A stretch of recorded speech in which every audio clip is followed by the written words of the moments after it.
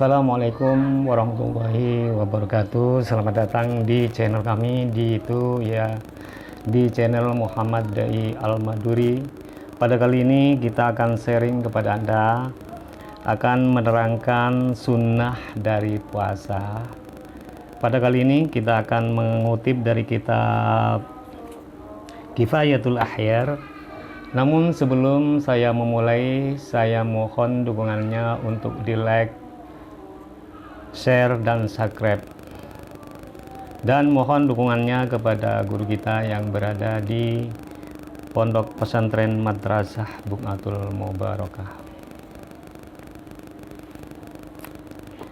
Bismillahirrahmanirrahim. Wa yustahabbu, disunnahkan fis shaumi, di dalam puasa, salah satu asya'ah, apa 3 perkara. Jadi di dalam puasa itu disunahkan 3 hal, yang mana hal yang pertama yaitu ta'jilul fitri, mensegerakan untuk berbuka.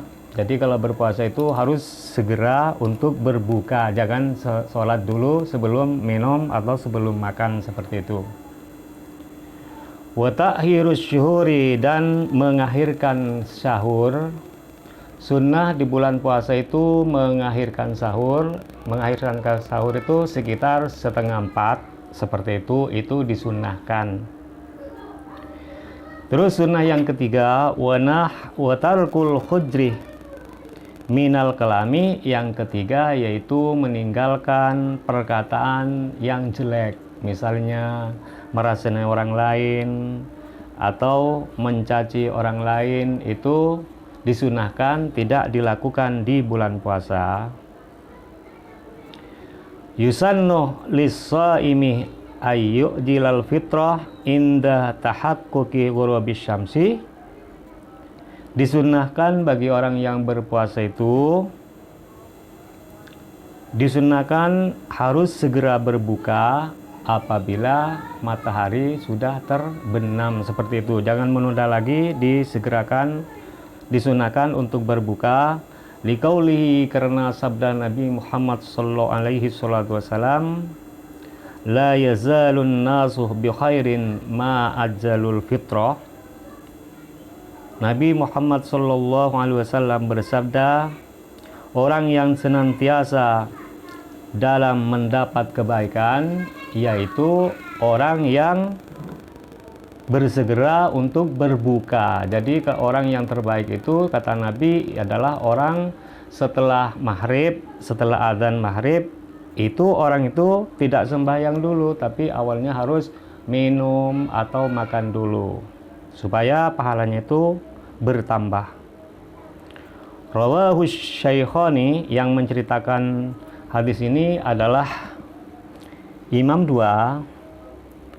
Wa yukrahu lahu at-ta'khiru, tetapi kalau mengakhiri buka, maksudnya tidak berbuka dulu langsung sholat, itu hukumnya tidak haram, tapi hukumnya makruh saja, pahalanya tidak besar, seperti itu. Wa qad rawa Ibnu Hibban bi isnadin sahihin annahu alaihi salatu wassalam, sungguh diceritakan dari Ibnu Hibban dengan sanad yang sahih bahwa Nabi Muhammad alaihi salatu wasallam kana idza kana shaiman lam yusalli hatta yu'ta birotobin aw ma'in fayakuluh aw yashrabu. Diceritakan dari hadisnya Ibnu Hibban, Nabi itu kalau puasa, kalau sudah waktunya berbuka, maka Nabi Muhammad sallallahu alaihi wasallam itu tidak langsung sholat, tapi Nabi Muhammad itu harus makan dulu kurma yang telas, yang basah maksudnya, atau Nabi itu sebelum sholat minum air dulu, maka Nabi itu makan dan minum seperti ini lalu bersolat. Itu sunnahnya Nabi.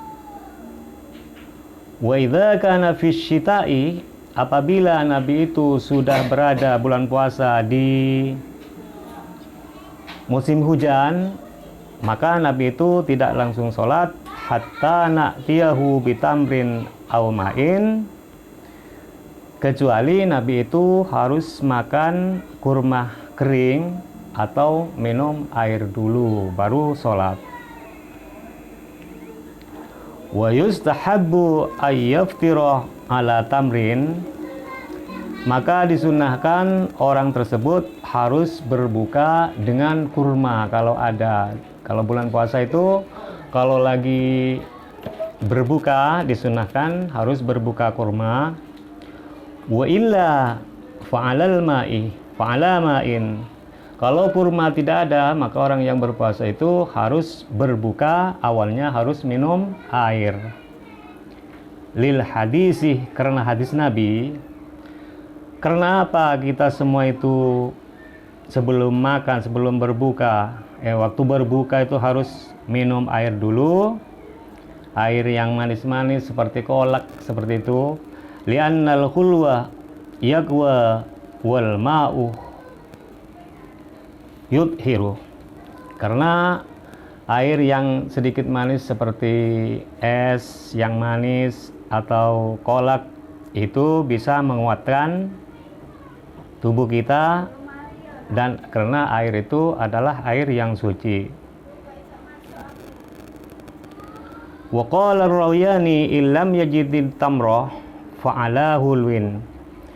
Imam Ar-Rawiyani berkata, kalau orang itu tidak mempunyai kurma, maka orang tersebut harus minum aja dengan kolak atau yang manis-manis, es manis. Karena apa minum manis-manis di bulan puasa? Li'annas saumah yang gusul basarah, karena manis-manis itu sesungguhnya puasa itu bisa mengurangi penglihatan. Makanya kalau watamruh yarudduhu, makanya kalau makan kurma itu yang manis-manis, penglihatan kita itu akan dikembalikan seperti semula, seperti itu. Terus yang ketiga yaitu mengakhirkan amma istihbabu ta'khiris sahuri. Adapun sunnahnya mengakhirkan sahur, sahur itu harus disunahkan mengakhiri seperti 3:30.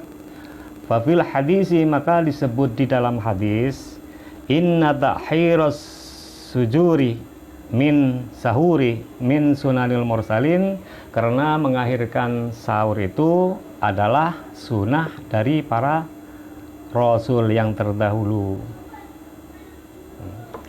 Terus selanjutnya, bagaimana hukumnya orang yang puasa tapi tidak mencegah dari perkataan kotor, perbuatan dusta di bulan puasa? Fa fi sahihil Bukhari, maka diterangkan di dalam Sahih Bukhari, man lam yada qaulaz zuri wal amala bihi falaisa lillahi hajatun fi ayyada'a ta'amahu wa syarabahu.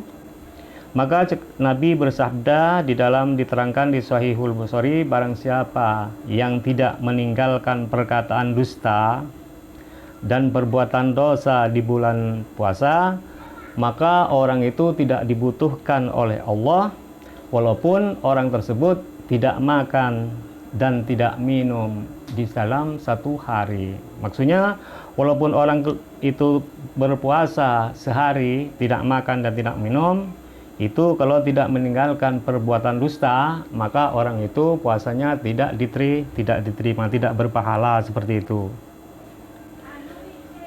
Wa fil hadis, dan disebut di salah satu hadis yang lain, rubba shaimin laisa lahu min siyamihi illal ju'u wa rubba qaimin laisa lahu min qiyamihi illa syahru. Dan disebutkan di hadis yang lain, kadang-kadang orang berpuasa itu hanya